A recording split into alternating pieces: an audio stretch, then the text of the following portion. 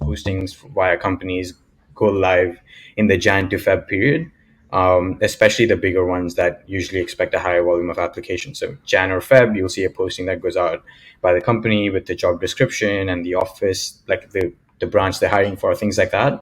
Hmm. And that's around the time you can expect to apply before the deadline, and the rest of the pipeline moves from there. But that's when the jobs go live.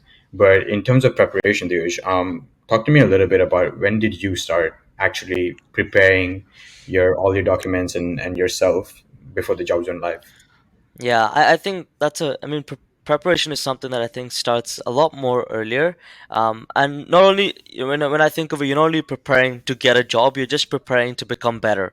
So that's not necessarily like I'm preparing to get this one job. I'm just being a better candidate overall, Mhm. right? That's what you're doing.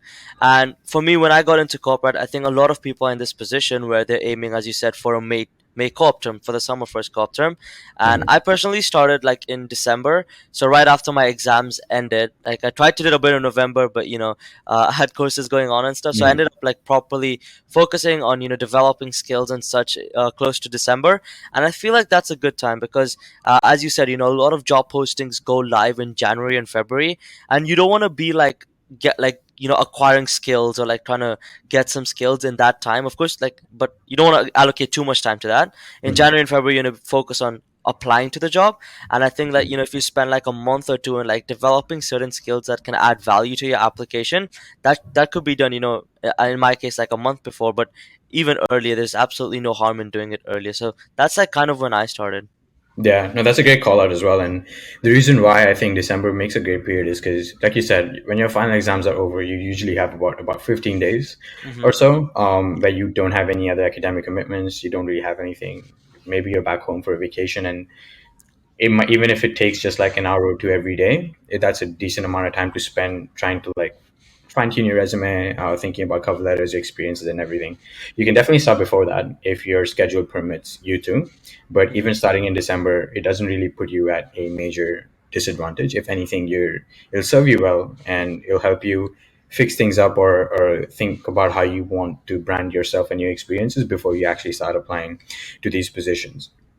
And moving on to the fact that, so let's say the jobs go live, how do you pick which ones you want to apply for, and how do you make sure that your application is the best for that? Right. So I can Yeah. quickly say that if you're in accounting or finance, for example, you know exactly what kind of field you're going into, and there's usually a pretty set path you could take. So if you're interested in becoming like an accountant at one of the big four, you probably start off as a staff accountant and then work your way up to the rest of your co-ops. But if you're in BTM or Bucks or HR or marketing, there's a lot of things you can do. Those are super broad and there's a lot of flexibility. So talk to me a little bit about how you can deal with that, Yeah, I especially for your think first co-op. it's a very good topic because I specialized in finance in my second year, but when I was looking at like what the job description was, or what I was possibly going to do in the scopes, it didn't necessarily attract me. Those roles didn't necessarily I didn't feel like, oh, this is something I really want to do. And so when I started looking into like some tech roles, that's when I started to feel that way. But I think what's important is that diversify, but not over diversify.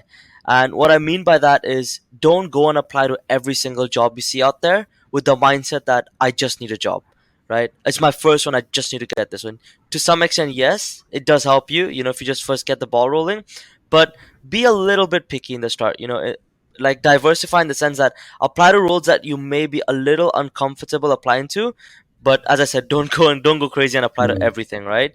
Mhm. So the way I did it was, I'd go through the job description, and Mhm. a mistake I made was that, oh, I'll just look at the company name, right? I'll be like, oh Mhm. shit, this is a really good company, let's do it. Mhm. Right? And that's not actually a very smart strategy, Mhm. especially for first co-op term. So I think what's important is maybe put some ignorance towards the company name in the start and Mhm. focus on what they want you to do, right? So a lot of the times, if it's a good job description, it will have quite a lot of detail as to what they expect you to do, what kind of systems you might interact with in some cases, or like what the company is even about in job descriptions is there sometimes. So read through job descriptions. And I mean, what I used was, I know Cool had like that star favorite feature, so I Yeah. used to always use that and just star my job applications.